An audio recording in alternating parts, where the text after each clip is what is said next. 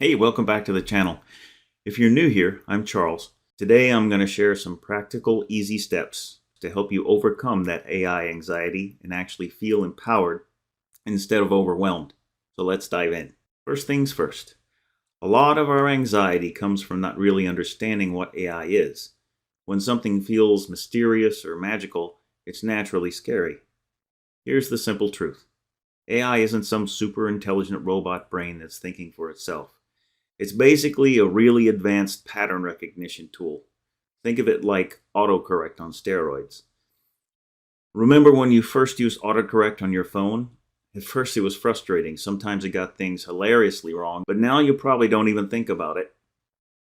AI is similar. It's just software that's learned patterns from lots of examples. When ChatGPT writes something, it's not thinking, it's predicting what words should come next based on patterns it's seen. When your photo app recognizes your grandkids' faces, it's comparing patterns. That's it. Does this mean AI isn't powerful? No. It's incredibly powerful, but it also means it's just a tool like a calculator or a search engine.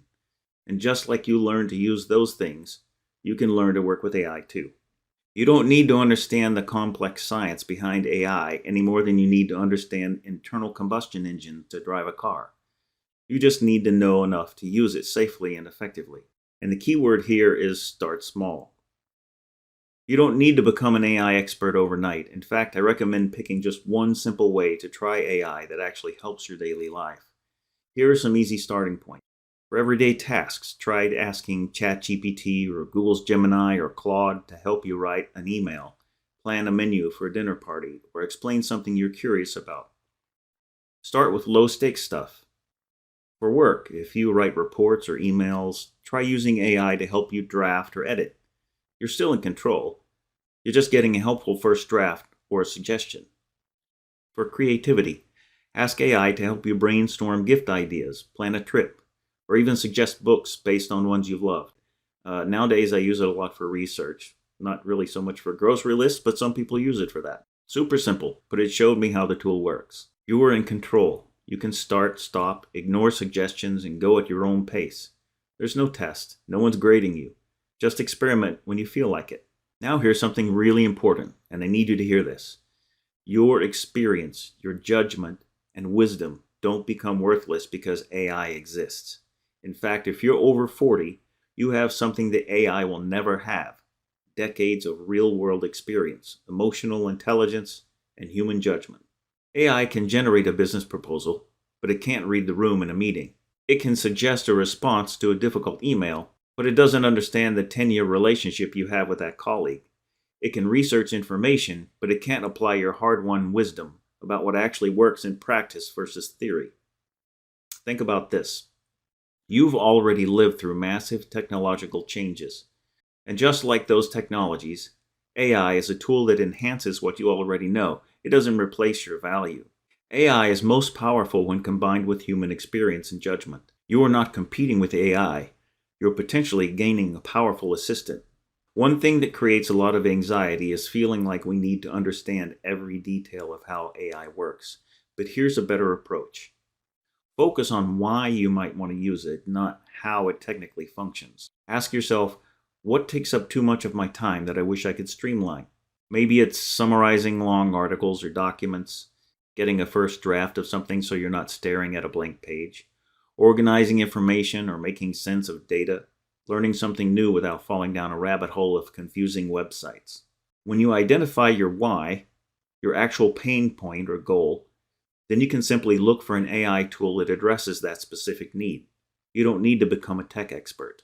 Technology should serve your needs, not the other way around. If something doesn't help you, don't use it. Here's how to engage with AI in a healthy, boundaried way. Stay informed, not obsessed. You don't need to read every AI article, but do check in occasionally with trusted news sources. Understand the basics of privacy and how your data might be used. Use AI as an assistant, not a replacement. Don't let AI make important decisions for you. Use it to gather information, generate options, or save time. But you make the final call. Protect your privacy. Don't input sensitive personal information, financial details, or confidential work information into AI tools unless you're using a secure, approved platform. Remember, it can be wrong. AI makes mistakes. It can sound confident while being completely incorrect. Always verify important information. Talk about your concerns. If you're worried about AI at work, talk to your manager. If you're concerned about its impact on society, those are valid conversations to have. The goal isn't to become an AI cheerleader or to avoid it completely. It's to be a thoughtful, informed person who uses technology intentionally. You get to choose your level of engagement, and you can have boundaries. Healthy skepticism is good. So let's recap our steps to overcome AI anxiety.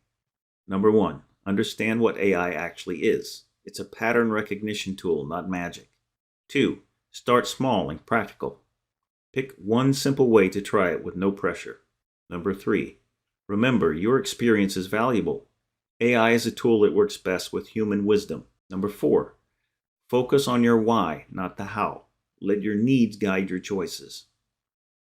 5, set boundaries and stay informed.